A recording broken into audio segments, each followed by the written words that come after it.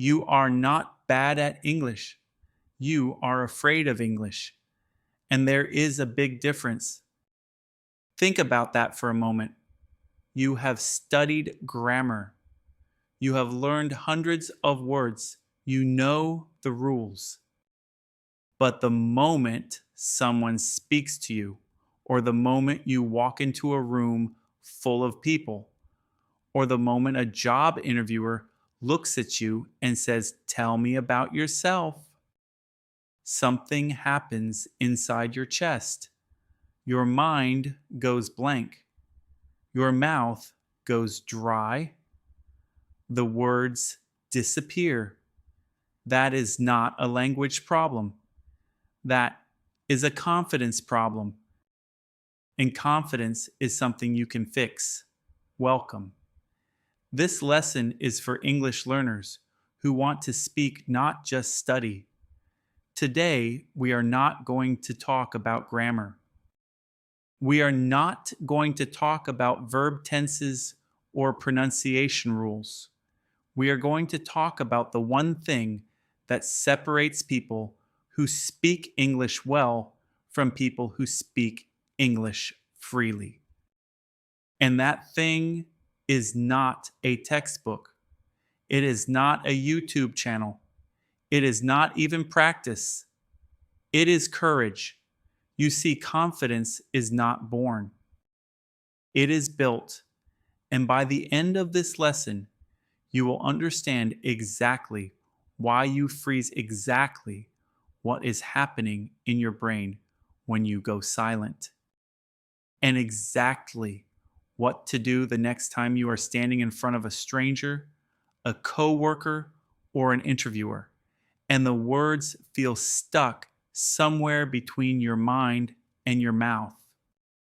This lesson will take you from small talk to job interviews. It will show you how to handle the unexpected, how to buy time when your brain needs a second, and how to walk into any room and feel like you belong there. If this sounds like what you have been waiting for, subscribe right now. There are more lessons coming, and you do not want to miss them. Now, let's begin. Lesson 1.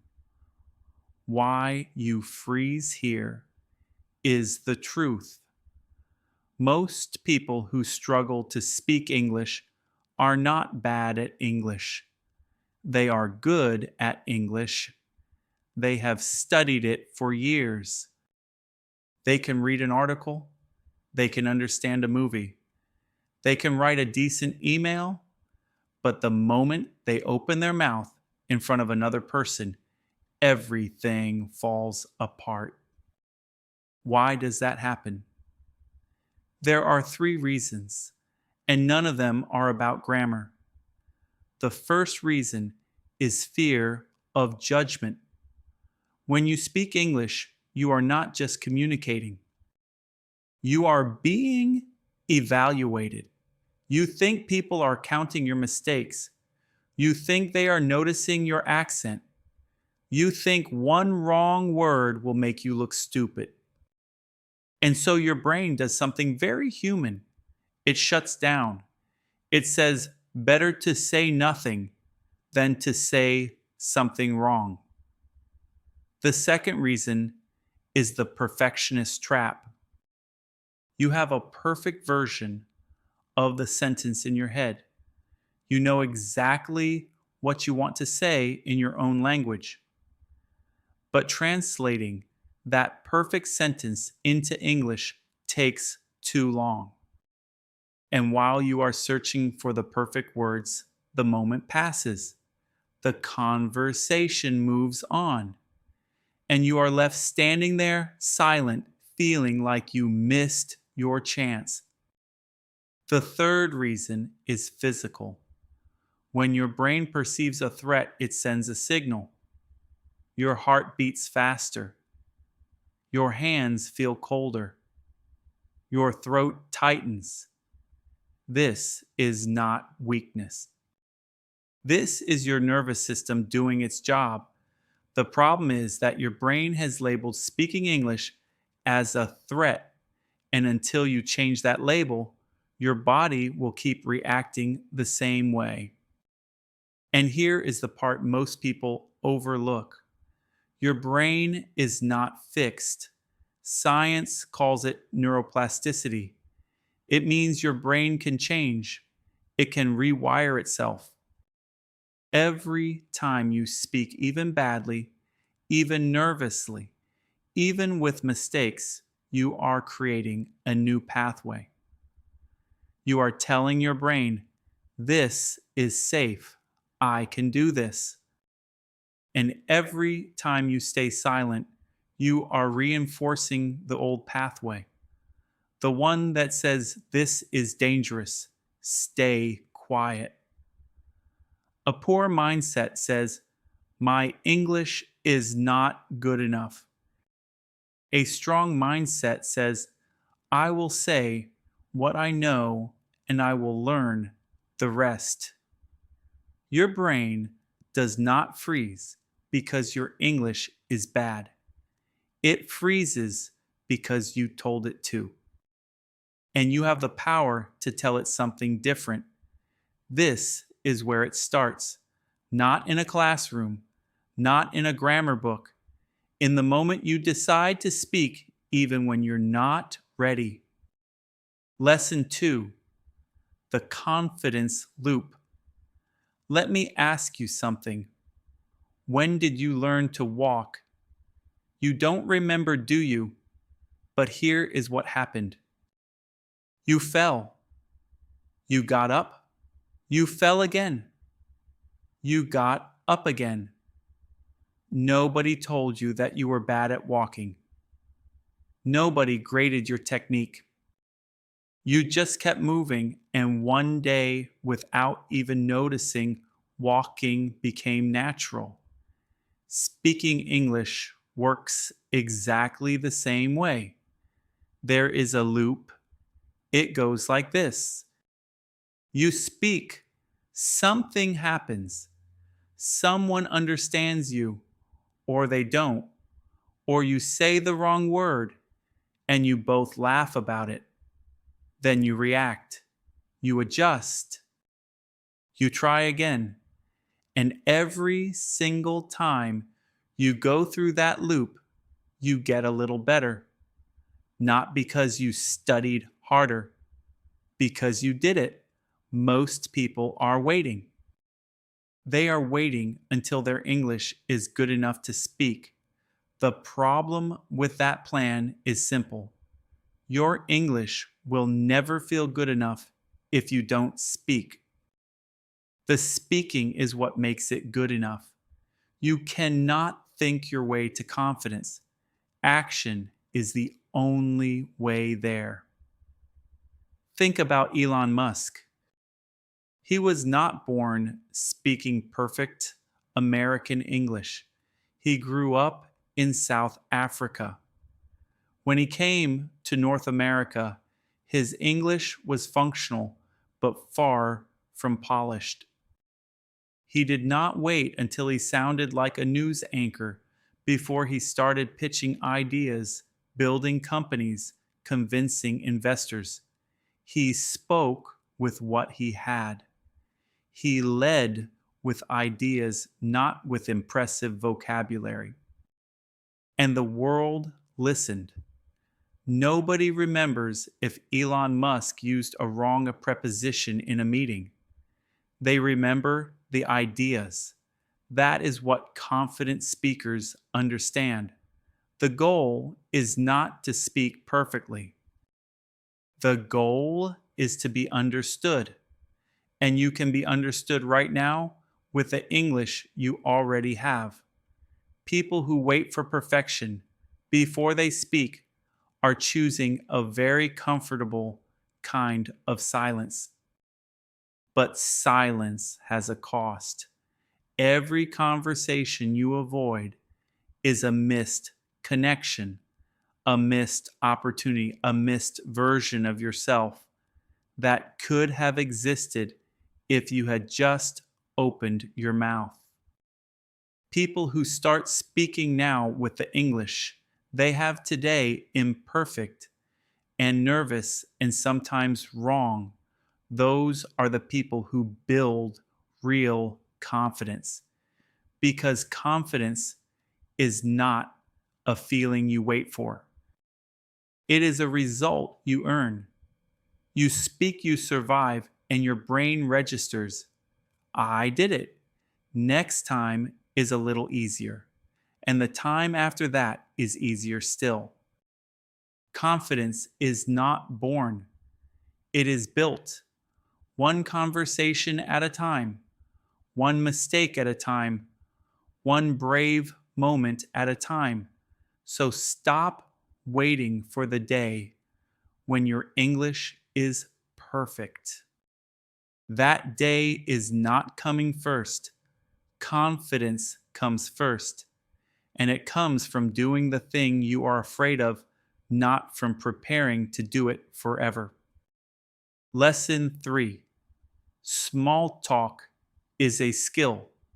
You are standing in an elevator. The doors close.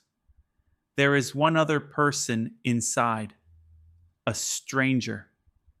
10 seconds of silence pass.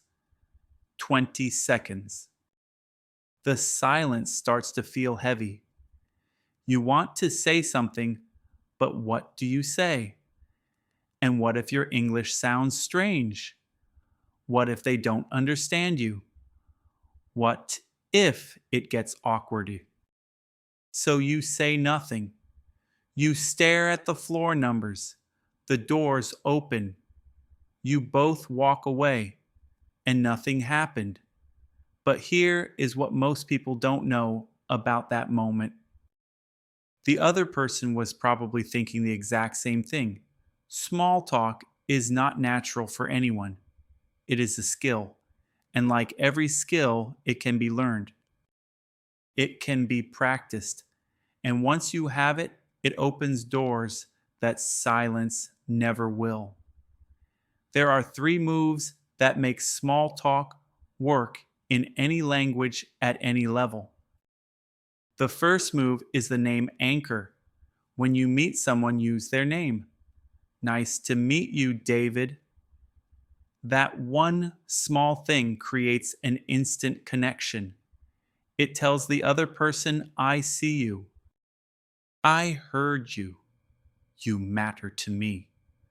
People respond to their names in a way they respond to almost nothing else. The second move is the open question. Not, are you from here, which ends with yes or no, but what brought you here today, or how do you know the host? An open question keeps the conversation moving. It puts the other person in the comfortable position of talking, and it gives you a few seconds to listen, breathe, and think about what to say next. The third move is the connect moment. This is when you find one thing you share, a place, a feeling, an experience. Oh, I've been there too. Or that's exactly how I felt. This is where small talk becomes a real conversation. This is where strangers become people you actually remember. Think about Arnold Schwarzenegger. When he arrived in America from Austria, his English was heavily accented and grammatically rough. People told him he would never make it in Hollywood. His name was too hard to pronounce. His accent was too thick. He could not sound like an American. He didn't try to. He leaned into who he was. He spoke with energy, with humor, with presence. And that presence, not his grammar, is what filled every room he walked into. Nobody remembers if Arnold Schwarzenegger's English was perfect in his early years.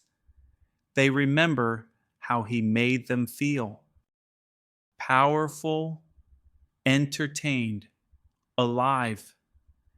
That is small talk done right. Not perfect sentences, just real presence. The 99% stand in the corner at a party waiting for someone to approach them. The 1% walk into the room and approach someone else, not because they are fearless, but because they decided that connection matters more than comfort. Nobody remembers what you said. They remember how you made them feel. And you can make someone feel seen, heard, and welcome with the English you have right now. If this lesson is already shifting something inside you, hit subscribe. There are more lessons coming, and each one will take you one step further. You don't want to miss what's next. Lesson 4. Handle the unexpected. You are in a meeting. Things are going well. You understand most of what is being said. You feel almost calm. And then someone turns to you and asks a question you did not expect. A question you are not sure you fully understood. And in that half second, the old panic returns. What do you do? Most people do one of two things. They either say, I don't understand, and go completely silent, which stops the conversation cold, or they pretend they understood nod along and hope nobody notices. Both of these choices leave you feeling smaller than you actually are. Here is what most people miss. You do not have to choose between perfect understanding and total silence. There is a middle path. And that middle path is what confident speakers use every single day, in every language, at every level. It is called buying time. And it is not a trick, it is a skill. There was a student, quiet and sharp, who had studied English for 5 years. She could read academic papers. She could write careful emails. But in group conversations, she went invisible. One day in a team meeting, her manager asked her directly what she thought about a proposal. Her mind went blank. She said nothing for 3 long seconds. Then she said, "Sorry, can you repeat that?" Her manager did. She still wasn't sure she had understood everything, so she said, "That's an interesting point. Can I ask what you mean by the second part?" Her manager explained. And this time, she understood. She gave her opinion. It was good. The room nodded. After the meeting, a colleague told her, "You asked a great question in there." She had not been asking a great question. She had been buying time. But from the outside, it looked like careful thinking. That is the secret. Buying time looks like intelligence. Here are 3 phrases that work in almost any situation when your brain needs a moment. The first is, "That's a great point. Let me think about that for a second." This tells the other person you heard them. It gives you a breath. It signals that you are taking the conversation seriously. The second is, "Could you say that again? I want to make sure I understand." This is not weakness. This is professionalism. Native speakers ask this too. Doctors ask this. Lawyers ask this. CEOs ask this. Asking for clarity is a sign of respect, not a sign of failure. The third is, so if I understand correctly, you are saying, and then you paraphrase what you heard. Even if you got it slightly wrong, the other person will correct you gently, and now you both understand each other. The conversation did not break, it deepened. Every conversation you avoid makes the next one harder.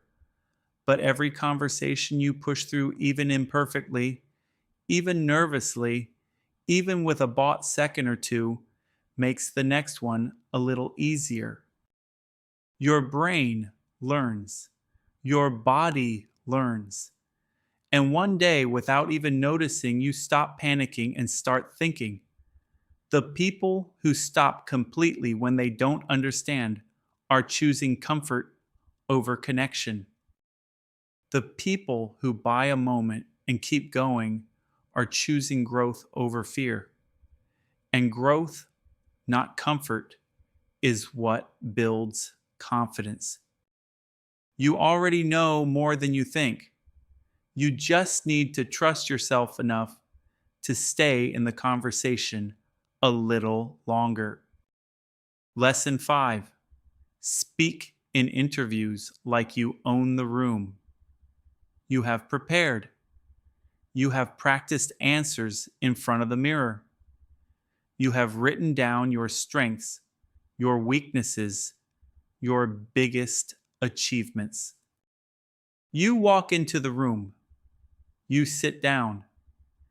The interviewer smiles and says, "So tell me about yourself." And your mind goes completely blank. Not because you don't know who you are, not because your English is bad, but because in that moment the pressure feels enormous. Every word feels like it is being weighed. Every pause feels like a mistake. And the version of yourself that was so clear and confident at home suddenly feels very far away. Hear me on this. That feeling is not a sign that you are failing. That feeling is a sign that you care. And caring is not a weakness. It becomes a weakness only when you let it silence you. Here is what most people get wrong about job interviews. They think the interviewer is testing their English. They are not. The interviewer is testing their thinking.